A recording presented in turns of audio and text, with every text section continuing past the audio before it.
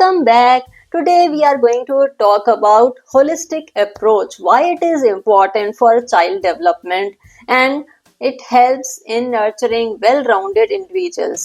आपने कहावत सुनी होगी, खेलोगे कूदोगे तो होगे खराब, पढ़ोगे लिखोगे तो बनोगे नवाब। लेकिन क्या आज भी ये कहावत सही है? आप मानते हो इस बात को? नहीं, आज ऐसा नहीं है। आज की तारीख में फिजिकल, सोशल, इमोशनल और कोग्निटिव ये चारों ग्रोथ बहुत इंपॉर्टेंट हैं ऑल राउंड डेवलपमेंट के लिए, मींस होलिस्टिक डेवलपमेंट के लिए, एक चिल्ड्रन के लिए।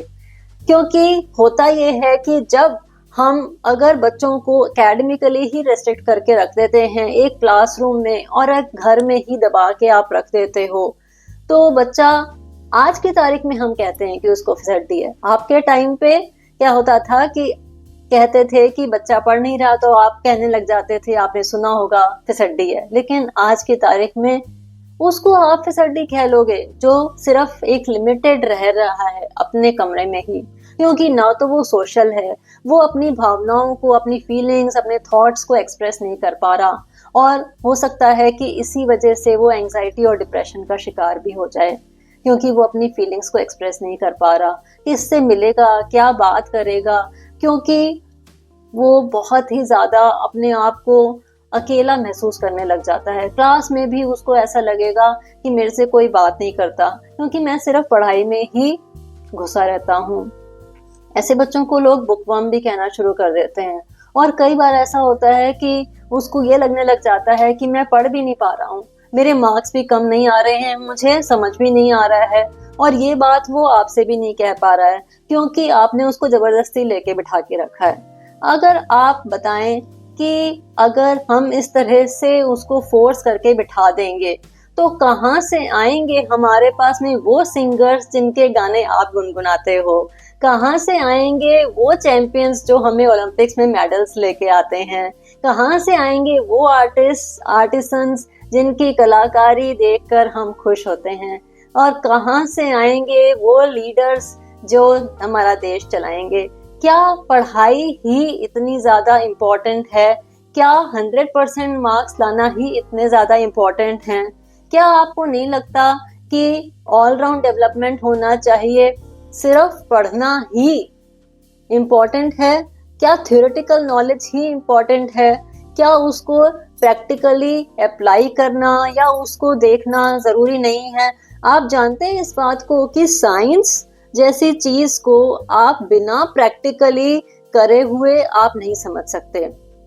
जब तक आप उसको प्रैक्टिकली अप्लाई नहीं करोगे, आप देखोगे नहीं, आप कैसे उसको समझ सकते हो? इनफैक्ट मैथ्स भी एक ऐसा सब्जेक्ट है जो आप प्रैक्टिकली अप्लाई करके अच्छे से समझ सकते हो। आपकी रोजमर्रा के आसपास के एग्जाम्पल्स आपको इतने ज्यादा मिल जाएंगे, लेकिन वो तभी मिलेंगे ना अगर आप बच्चे को बाहर निकलने दोगे। क्योंकि अगर आप कोशिश करोगे कि सिर्फ किताब से ही पढ़ते रहें तो नहीं होगा। इसलिए बच्चों का ऑलराउंड डेवलपमेंट, लोगों से बात करना, कम्युनिकेशन स्किल बढ़ाता है। उससे ये समझ आता है कि किस तरह से बच्चा बात करे। इनफैक्ट ये एक बहुत इम्पोर्टेंट स्किल है क्योंकि कम्युनिकेशन बहुत ही जरूरी है, चाहे वो खुद से हो चाहे वो दूसरों से हो, क्योंकि हम उससे अपनी फीलिंग्स को एक्सप्रेस करना जान पाते हैं। तो सोचिए कि हमारी कॉग्निटिव स्किल भी इससे इम्प्रूव होती है, तो ये भी बहुत जरूरी है। सोशल स्किल भी इम्प्रूव होती है कि हम लोगों के साथ कैसे उठें बैठें।